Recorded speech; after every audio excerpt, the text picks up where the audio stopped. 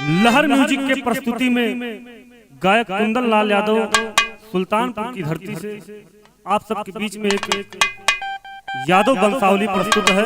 कहना है लाल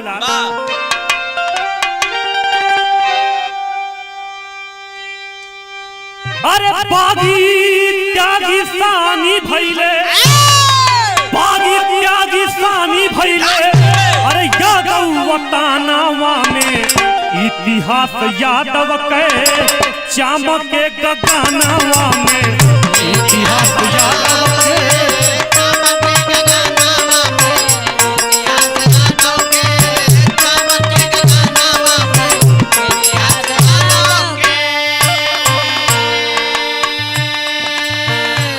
बागी त्यागी सानी भइले यादव वतनवा में, इतिहास यादव के चमके गगनवा में। यादव में पहली लाइन में कवि का संकेत है, यादव थे अत्रिया सुइया महतारी, यादव थे अत्रिया सुइया महतारी, यादव थे अत्रिया सुइया महतारी। लेने परीक्षा पहुँचे तीनों अवतारी,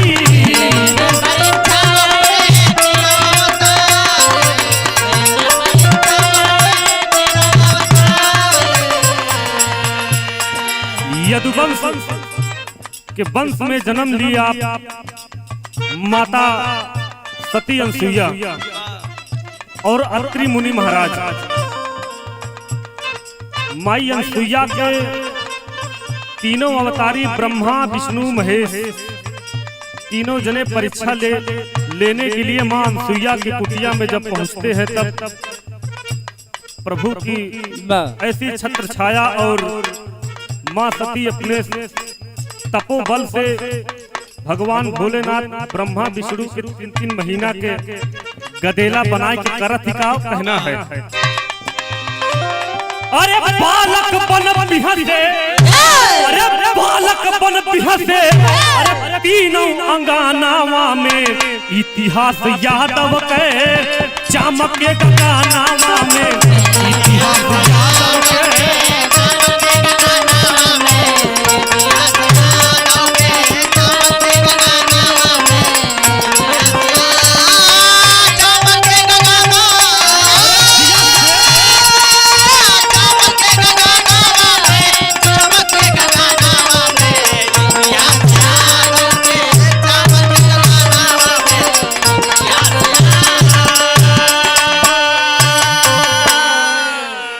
बालक बन बिहसे तीनों अंगनवा में, इतिहास यादव के चमके गगनवा में। दूसरी लाइन में कवि का संकेत है,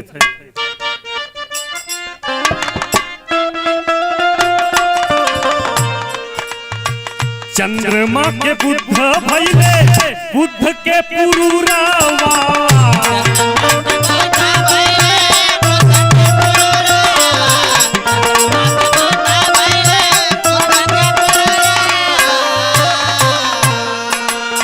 नहुसोयात चमके यदु कुल सितारावा,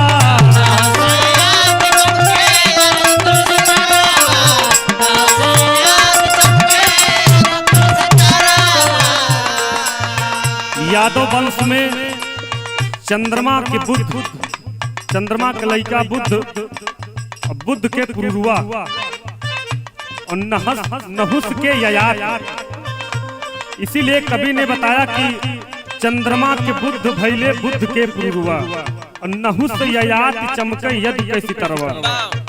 कहना है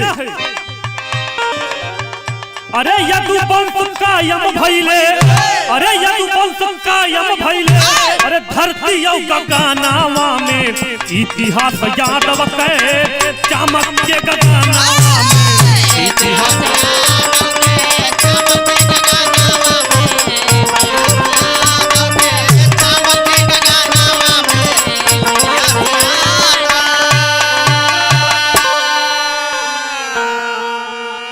यदुवंश कायम भइले धरती और गगनवा में। लेकिन कवि का संकेत है कि इस यदुकुल साम्राज्य में और किसका जन्म होता है।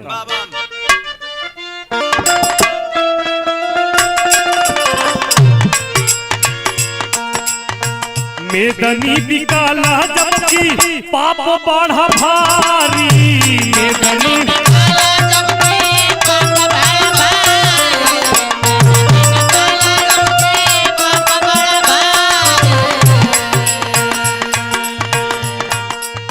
जेलिया में जानम लिहले आई के पुरारी, जेलिया में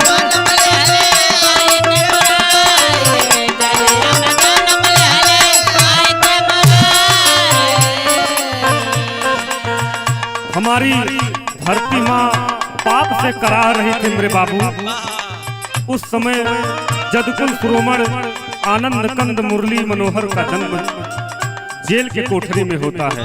कहना है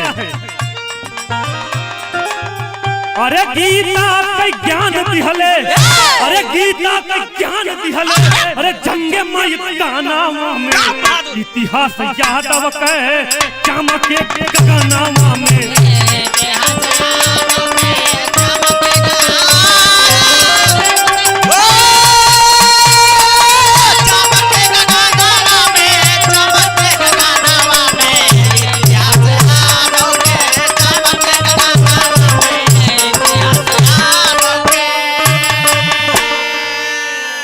मेरे दोस्त जो एक गीत को सुन रहा होगा मेरे दोस्त, उस समय की बात है। भगवान आनंद कंद जदकुल श्रोमण भगवान मुरलीधर कन्हैया ने गीता का ज्ञान जंगे मैदान के समय दिया था। अगली लाइन में कहना है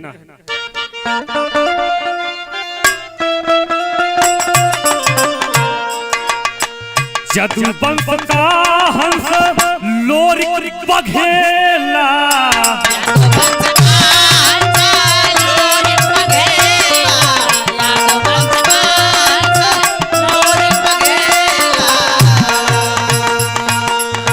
जाके दहाड़े भी समर में अकेला,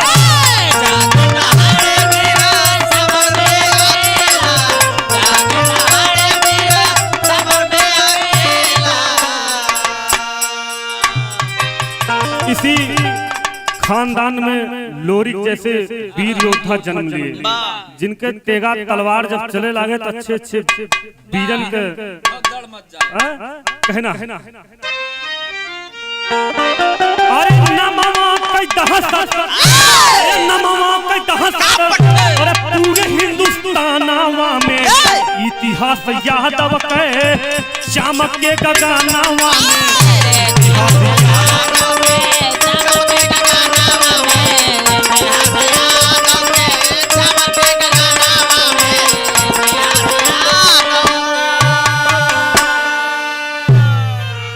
नमवा के दहशत जंगे मैदानवा में इतिहास यादव के चमके गगनवा में। अगली लाइन में कहना है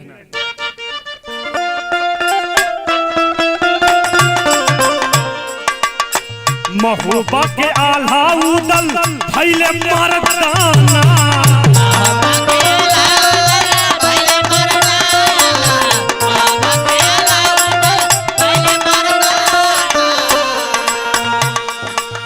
तेगा के जोर करे जाने ला जमाना,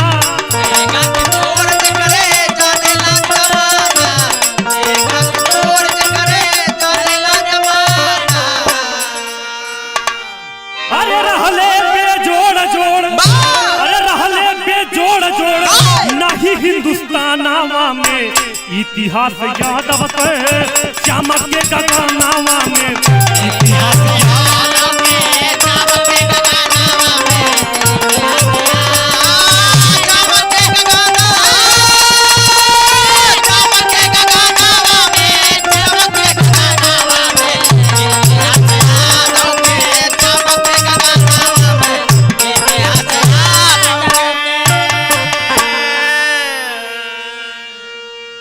और इस अभी के मैटर में जो अभी समय चल रहा है, अभी हमारे यदकुल साम्राज्य में अभी कैसे कैसे महान लोग कहना है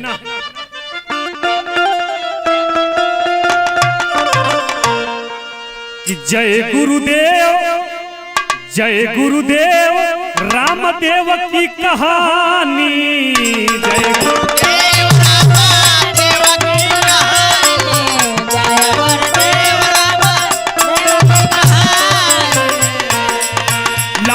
मुलायम शारद यादव खानदानी।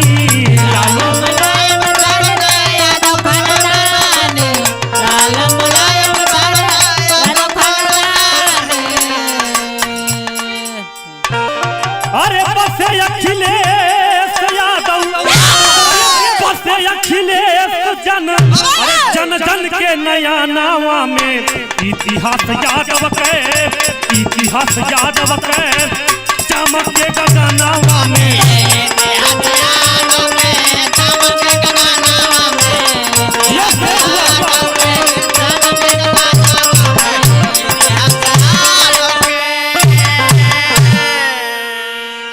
बसे अखिलेश यादव जन जन के नयनवा में, इतिहास यादव के चमके गगनवा में।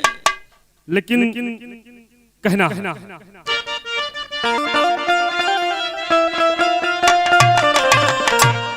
कभी सम्राट माधो, कभी सम्राट माधो यदुकुल किसान हो। कभी सम्राट माधो यदुकुल किसान हो, कभी सम्राट माधो यदुकुल किसान हो। हमारे सुल्तानपुर की धरती धन्य हो गई मेरे बाबू। जिस समय बनमई गांव में सुल्तानपुर की धरती में जन्म होता है स्वर्गीय माधव राम यादव जी का, जिन्होंने 9 खंड में श्री श्यामचरित मानस का रचना करके बाबू आज इस दुनिया में नहीं रहे। उनकी कीर्ति को हम लोग गाते हैं और हमारी धरती मेरे बाबू धन्य हो गई। हम लोग उनका नाम लेकर धन्य हो जाते हैं। कहना है कभी सम्राट माधव यदुकुल के शान हो। सम्राट माधो यदुकुल किसान हो, कभी सम्राट माधो यदुकुल किसान हो। किए श्यामचरित मानस रचना महान हो। श्यामचरित मानस रचना महान हो, श्यामचरित मानस रचना महान हो। अरे कैले इशारा हनुमत, अरे कैले इशारा हनुमत, अरे आई के सपनावा में इतिहास यादव के, इतिहास यादव के चमके गगनवा में।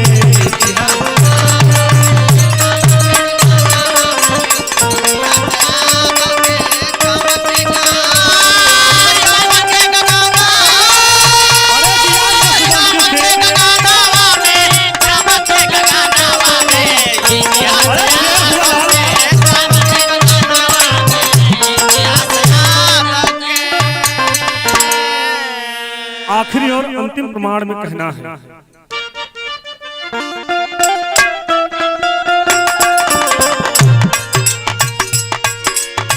बिहारी थे यादव बिरहा जनक वै कहाए। बिहारी यादव बिहार जनक को कहाए, बिहारी यादव बिहार जनक को कहाए। राधे श्याम पुरंदर गुरु ध्वजा फहराए। ध्वजा फहराए, ध्वजा फहराए। अरे कुंदन लाल भारत, अरे कुंदन लाल भारत कवि, अरे जन्म यही खानदानवा में इतिहास यादव के, इतिहास यादव के अरे चमके गगनवा में।